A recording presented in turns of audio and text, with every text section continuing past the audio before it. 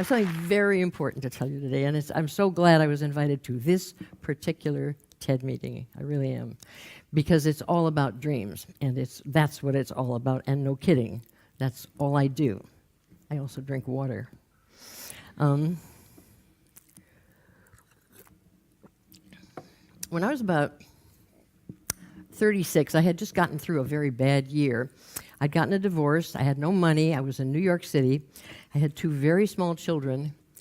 I couldn't get a daycare center, so I couldn't take a job. We stayed in welfare hotels in New York. That's worth writing a novel about. They have cockroaches, so I would tell the kids, we would name the cockroaches, and we played early computer games with cockroaches on the wall. But we got a daycare center, and I got a job, and we got an apartment, and the kids were in school. And I was washing dishes when I was 36, and I thought, my God, we made it. The kids were great. I cried a lot, but we did it. We did it. That's good. I'm proud of myself. Not bad. And then I had another thought. I thought, is this it? Is that what I get? Is my gravestone going to say, her house was frequently clean for very brief periods of time? I was going to do something. I don't know what. I didn't have any particular talents. I wasn't very good at things. But I was going to do, I figured, well, I just have a bad attitude, because that was about the 60s, and everybody learned about positive thinking and believing, and you can achieve it and create your own reality. So I thought, hey, 36, maybe I'm really old and ugly and nobody will ever love me again. Okay, but that's not so old. I might live a while. I'm going to go see if I can figure out what the hell my dream is and go get it. So I went to everything. I stood in rooms where they said, stand up and say, I can do it, and I did that, but I still couldn't do it. And they said, think positive. They said, create your own reality. I didn't believe that. And you know what? I was raised in the 50s. In my day, if you said you could influence the universe to do what you wanted or turn people's sentences backwards, we called a doctor. I am not a new age lady. I am an old age lady. And so I just gave up. I thought, well, look, I guess I'm going to be average. Somebody's got to do it. And I tried to forget about it. Now, then something astonishing happened that didn't just change my life. It has already, in the ensuing years, changed the lives of thousands and thousands of people. And that all started in my second job. I had a job in the evening where I ran an encounter group. And encounter groups were something that the psychiatrist had learned in the drug program, where people attack you till you cave in, and they scream at you and yell at you, and you holler at them, and everybody feels better. And I was in the group, and he said, you're hired, you can be a leader, because I was good at it. In my family, we always hollered at each other. So, and it was a natural ability. I didn't think much of it. And I had groups every night after work, and I had one on Tuesday night, and this one is going to go down in history. In this group, there was somebody named Ronnie. At least that's what I call him. I've been telling the story so long I don't really remember his name. Ronnie was different. We used to call him Type B. He didn't have any feelings he was aware of. He came because we were basically his social group. But he leaked hostility. It just came out of him. And everybody laying their eyes on him really wanted to hurt him. And we had to walk him home every night after the class. But we were used to him. We liked him. And he was very valuable, because people would come in who couldn't get to their feelings. This woman, I remember, came in and she said, I quit law school to put my husband through law school. I became a waitress, and I put him through law school, and then after that, he divorced me and married somebody younger and prettier and took the house and everything, naturally, because he's a lawyer, and I couldn't afford a lawyer, but that's okay, I guess, if I wasn't enough. And but now he wants the kids, because he says he can give them a better life, and he really can, but I feel funny about it. I said, and I was looking at the group, and the group was going, I said, listen, you better get angry, or they're going to find him and kill him, Get angry. She said, I'm not angry. I said, try. She said, I'm angry. I said, Ronnie, would you put your fingers in your ears? He said, and I said, look at Ronnie. And she would go, ooh, I want to smack him. And she said, I'm angry. Ronnie, what do you dress like that for, you idiot? And then she starts, and she clicked over to her husband, and she got mad at him, and and she just went like a volcano. It was so satisfying to everybody in the room. And when she was done, she felt strong and calm, like you always do when you get to your feelings. And she said, I can't believe I'm letting him get away with this. And then she said, oh, Ronnie, I'm sorry. He said, I'm always glad to be of service. So he was very helpful. And Ronnie, when I would have a go-around, I would say, do you want to work tonight? And somebody would say, yeah, I had a fight with my boyfriend. I don't know. I better work on my feelings tonight. And I'd say, what about you? And they'd say, no, I'm good. And I would say, what about you, Ronnie? Just out of politeness. And he would always say, I'm fine. This particular night, that shall go down in history, I said, how you doing, Ronnie? And he said, I'm depressed. I said, oh, a feeling. Why are you depressed? He said, I hate my apartment. I said, why don't you get another apartment? They were very easy to get then, very easy, very cheap. He said, I can't get another apartment because I'm too depressed. I said, I think I fell for something. And someone raised their hand. They said, you didn't fall for anything. If you saw his apartment, you'd be depressed too. I said, oh, reality. I like reality. Okay, why don't you guys go out, get a Village Voice, find him a hotel, find him an apartment, we'll have a painting party, I'll bring a potted plant, and if he's still depressed, I'll send him to somebody who's had some training, And so they said, okay, and they brightened up. You have to understand, these were very neurotic New Yorkers. New Yorkers do not mind showing you that they're neurotic. I was raised before that in Los Angeles, and they're crazy too, but they cool it, everybody's cool. In New York, they go, I'm neurotic. They don't care, So these people cheered up. You could see it. So they went out. They got him an apartment. We had a painting party. It looked great. And the next Tuesday, I was having the go-around. I said, how you doing, Ronnie? He said, I'm happy. I said, wow, that's great. Okay, so who wants to work tonight? He said, wait a minute. I said, yeah, Ronnie. He said, well, now I want a woman. I said, woman? He said, yeah, I have a place to entertain. I'd like to. And we had to be emotionally honest in these groups. So a woman looked at him and said, Ronnie, women hate you. He said, I know, fix me. And they said, fix you. I said, why not? What the hell? Stand up, Ronnie. Let's take a look. Ronnie, he didn't look good. He had one positive attribute. He was extremely clean.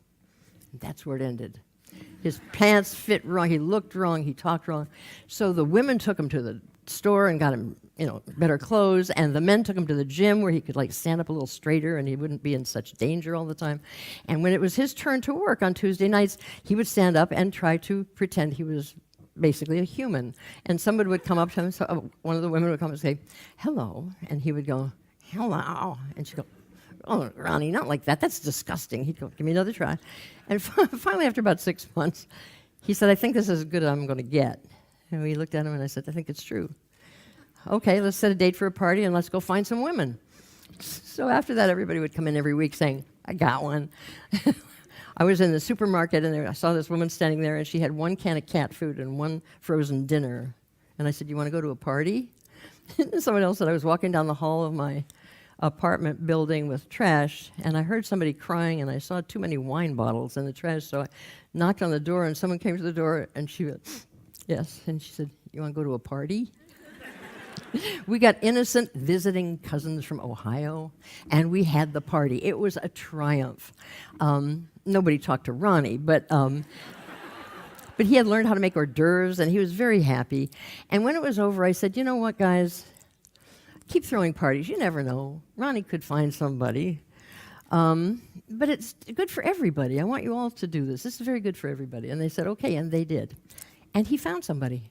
She was actually quite cute to look at, but she was very peculiar in her head.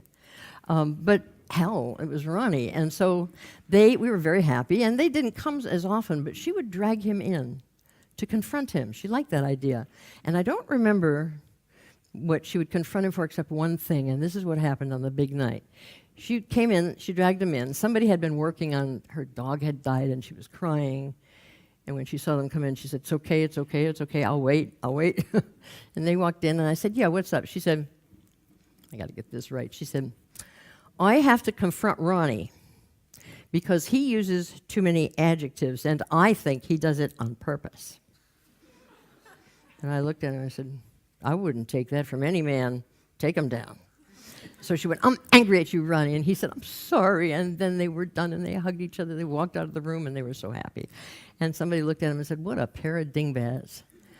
And I said, what's wrong with this picture?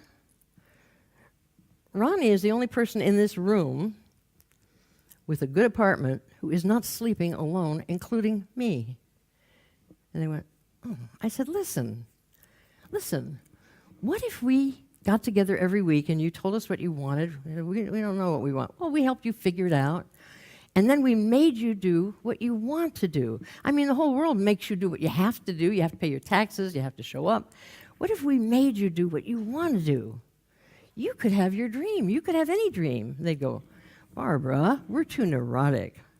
I said, what are you talking about? We could put a man on the moon. We got Ronnie a woman. And we did it. And amazing things started to happen. Right in that group, we got somebody into law school and through law school, and she started a law firm with another woman. Somebody adopted a kid, and somebody went to Cairo. We got wonderful things. So my wish was to create a workshop, and I did, and everybody helped me, and I went around the country. I didn't make any money, but I had a lot of fun. And I went around the country teaching people how to be in these success teams, because they were just great. And then I would have, like, at the end, I'd say, I'm going to prove it to you. Give me an impossible dream. And here, these are all true stories. I couldn't make these up. I was in Greenville, North Carolina, and I said, come on, tell me an impossible dream. I want to show you something. And a woman stood up and she said, I want to dance with Patrick Swayze. That's from Dirty Dancing. So you could hear women saying, yeah, you and every other woman alive on earth. And another woman started waving. I said, does anyone have any ideas? A woman waved her hand. She said, Patrick Swayze's mother has a resort 30 miles from here. I work there on the weekends. He's coming Wednesday. I've danced with him. I'll take you up. Do you want to dance with him?